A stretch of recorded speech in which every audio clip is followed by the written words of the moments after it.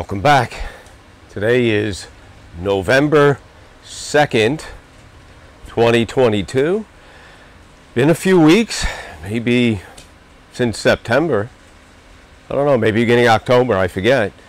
Since I've done a gardening video. I've done a couple of videos as I'm working on my 1967 Ford Mustang. So a little bit of a deviation from my gardening passion. Anyway, I wanted to give you guys an update on where I'm at in the home farmstead, that being the market garden, the food forest, and then the crop inside the greenhouse. So in a minute I'll grab the camera, I'll give you guys a tour of what I'm doing inside here. From there we'll go take a look at the market garden, see what's been working, how successful was my direct sowing technique, and what I'm doing going forward at this point, and maybe a fertilizer schedule. We'll talk a little bit about the food forest. So, all right, let me grab the camera. We'll take a look at what's going on here. I'll show you some of what I'm doing out in the garden. Then we'll come back in here and finish the video up. All right, hold tight.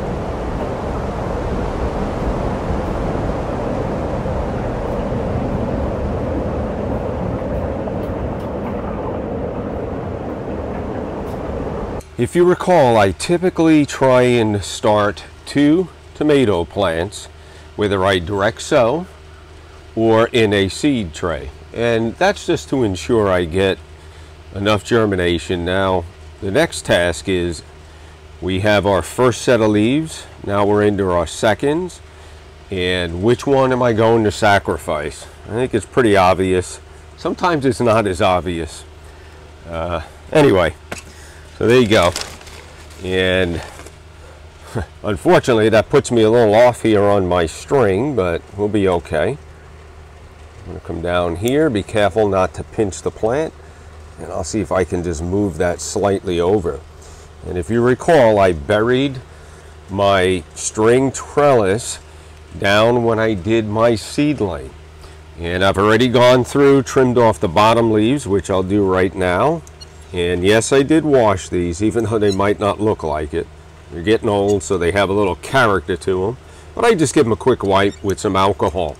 So I did that to all of my other tomato plants. I think I have about 26 or so of the Roma tomato plants, and I have 4 survivors of the seedlings, the tomato seedlings that I harvested from seeds. These are tomato plants that are from Sicily.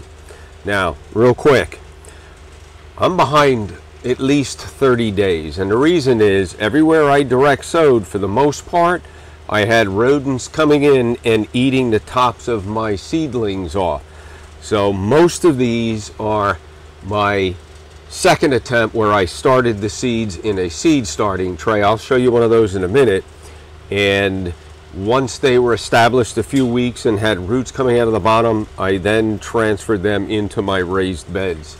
So I think I've eradicated that problem, but you know, this is the way it goes when you're growing your own vegetables. It could be a challenge at times.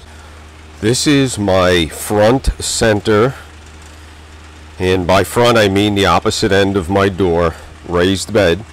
And you can see typically I get the best growth out of this bed.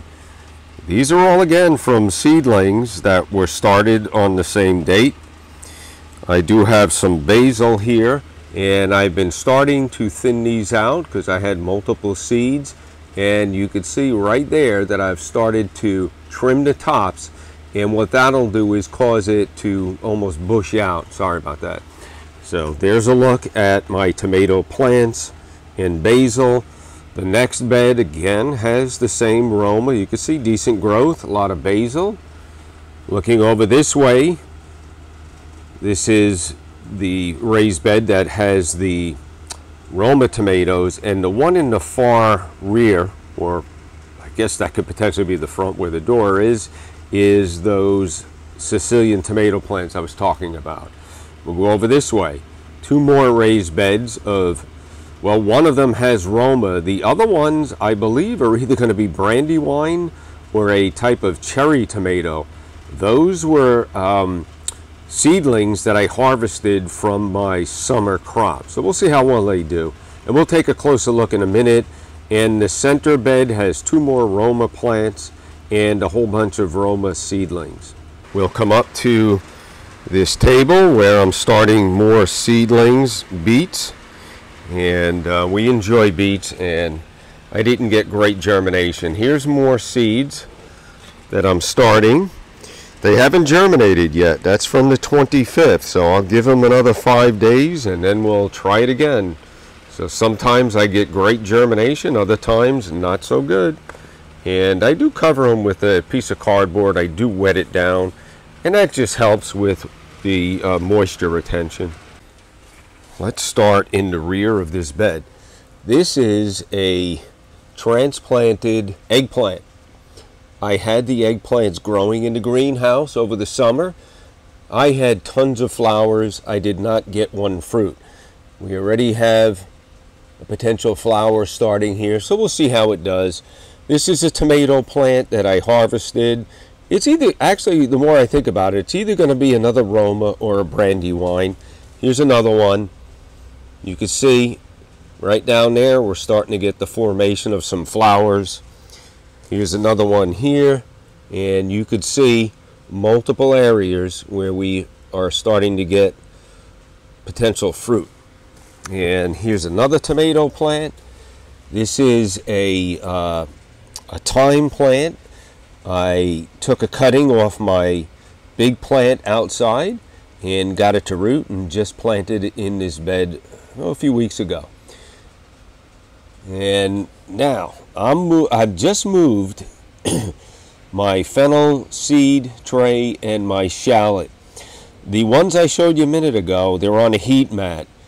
I'm going to try just changing it up to see if I get some germination starting. So we'll see how that goes. All right, there's my center bed. So right there and there are my Roma plants. I didn't want to overcrowd. Now I intend on filling in the open area with probably some lettuce, spinach, something like that. These were extra Roma seedlings that I've just potted up a week ago maybe. And there I was talking earlier about starting 2 seeds. I had 100% germination, so at some point I'll cut those back.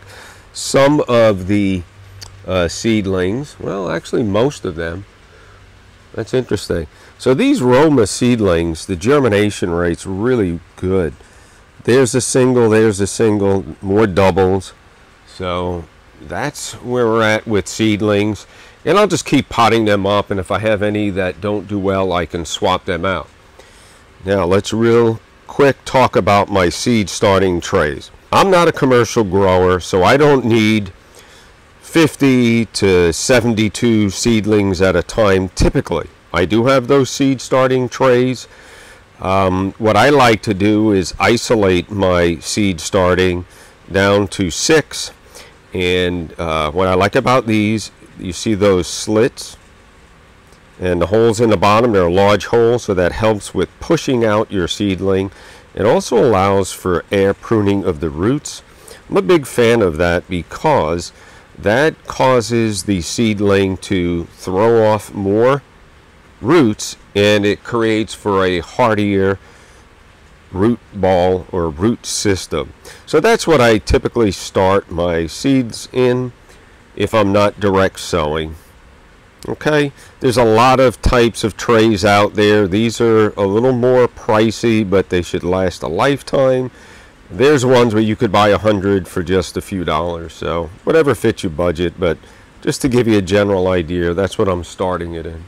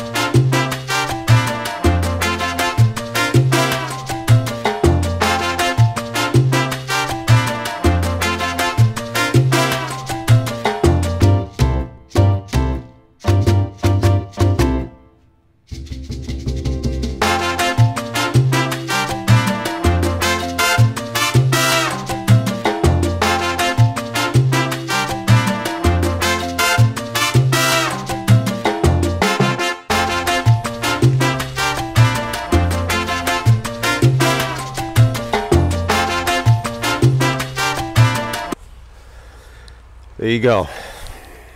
Wire hoe. Man, if that's not the best thing to keep your garden weed free, and I just skimmed over it because you really don't need to do it completely unless you're starting to see a weed problem. It's probably a good idea to do it. Sometimes time is short and I just get the paths where I tend to have more weeds growing. But you see what it does here. It disrupts the weed seedling before it can get big and start seeds, and when it lands it'll die off. So anyway, what else have I been doing here? I'm starting to thin out my kale plants. I put maybe 4 or 5 seeds in each location. Again, we got a high germination rate, so as I'm thinning them, I consider them a baby kale green. And we've been putting those in our salads and soups. I just made a soup yesterday, which by the way was my first harvest of this growing season, being September of 2022 going forward.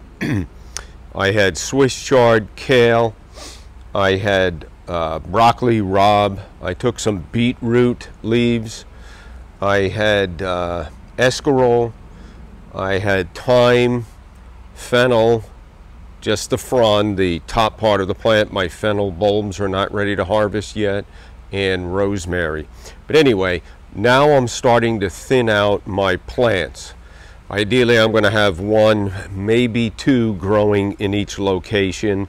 And you could see in my fennel area, I'm okay with having 2, 3, 4 in a location. But I have a lot of areas where we just didn't get any germination, so I'll be starting some seedlings, and that kind of works out from a succession planting, that as I harvest the bigger ones, the ones I'll be planting in a few weeks will be ready further on down the line as far as our consumption. This year my kale, also collard greens went in the soup yesterday. My collard greens, also thinning those. I'll be freezing my collards and kale. So basically I harvest them, clean them, spin them dry, put them in Ziploc bags, put them in the freezer, They go right from the freezer into our soups. Works out well. So not that much work at this point to keep it weed free. Sometimes you go in, you pull something by hand.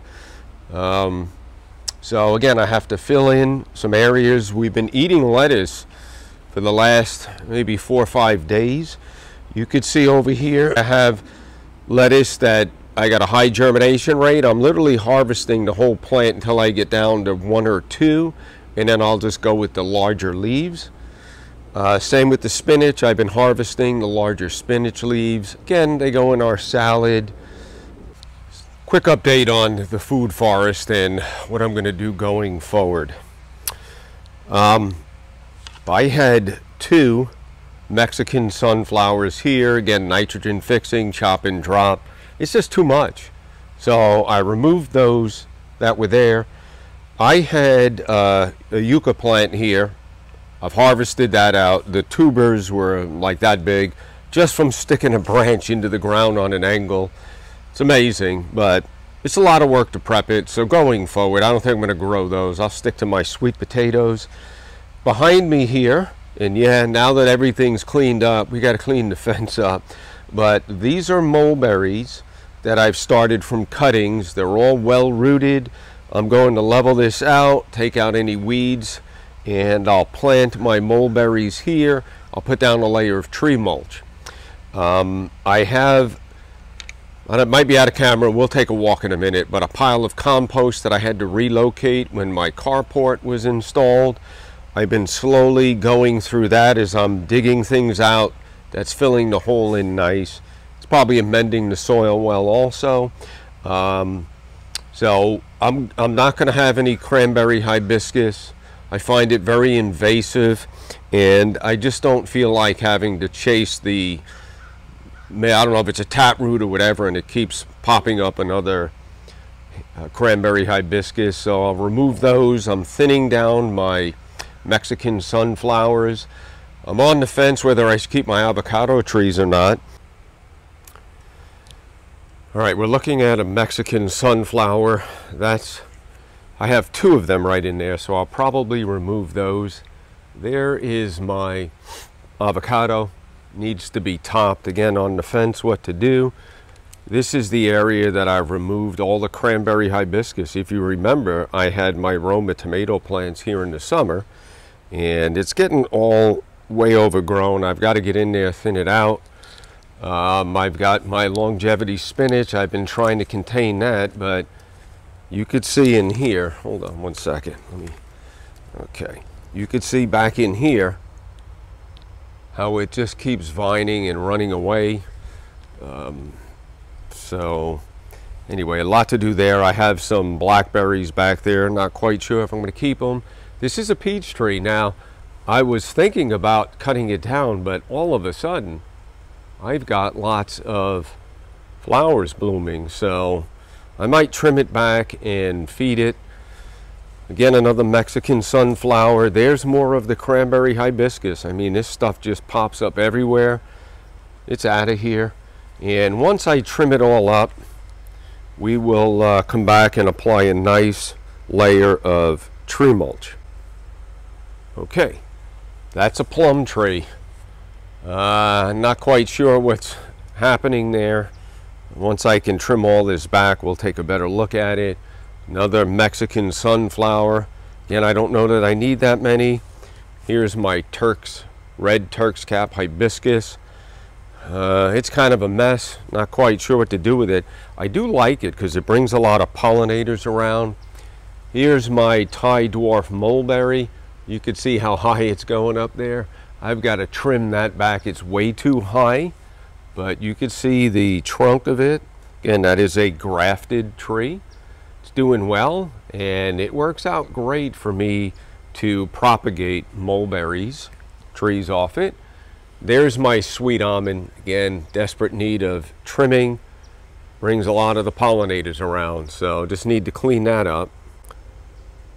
I was gifted some papaya plants, and those will go to my son's house in his food forest. I just don't have room, but we kind of bartered or just traded off some mulberry plants for these, and they're taking off now. They've already rooted through the bottom of the pot, so they need to get transplanted. Real quick, not too exciting here, but this is kind of the end of the food forest. I'm working on cleaning all this up, and back in here, this is kind of a dead area, so I'll put down my landscape material. It's the same stuff I have in the greenhouse. This stuff's pretty much bulletproof, and in time I'll put down a layer of gravel. I just don't want to have to deal with anything, and potentially this gives me an area to start my seeds. I could put a little table out here, so stay tuned on that. We'll see what happens. Finally, the last thing I want to talk about before we go back in the greenhouse is I need to harvest that rack of bananas up there. These are a Namwa. They're really good, so I have to do that. I have lots of pups. I need to harvest them out. They'll probably get gifted to someone. And yes, I finally painted the side of my house. Talk about the cost of procrastination. We got to paint the end of July. I had it pressure clean, ready to go. Inevitably, I had to pressure clean it again, and I painted it. I like to use a roller and a little 2-inch angled brush to cut it in, 2 coats. So anyway, that task is done, and there's a look at the market garden. Let's go in the greenhouse.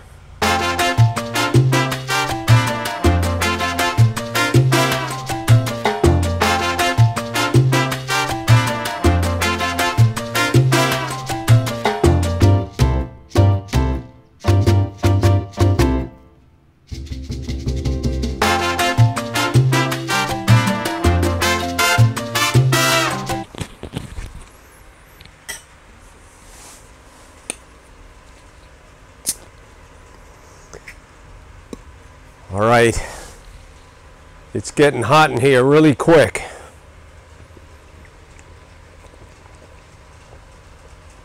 All right.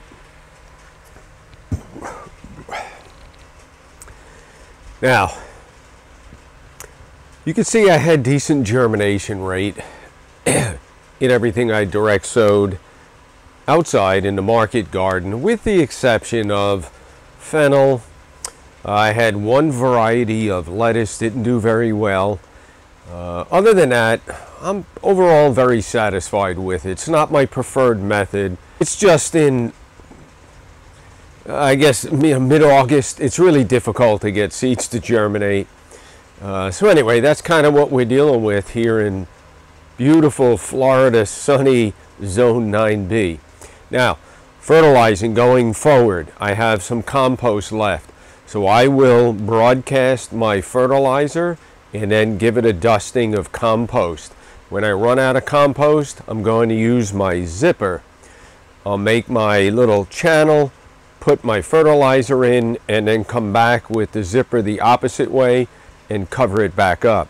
So if you want to know more about the zipper, you're going to have to subscribe. Please give us a thumbs up, share it with your friends. We're at about 950 subscribers. I got to get to 1,000 so I could have a little bit better product for you guys. I can't get a good thumbnail. I'm at the mercy of being under 1,000 subscribers. So if you guys would please help us get to 1,000. You've heard me say it many times. I'm not here to monetize my channel, but I would like to give you guys a little bit better product. So give us a thumbs up, share, and please subscribe. All right, thanks for watching. And I'll keep you updated as we go forward. Now, things have been in the ground about 30 plus days. You'll start to see the growth exponentially now. So, thanks again for watching. Remember, leave me alone. I'm busy farming. I hope this video finds you well. Here's wishing you guys great health.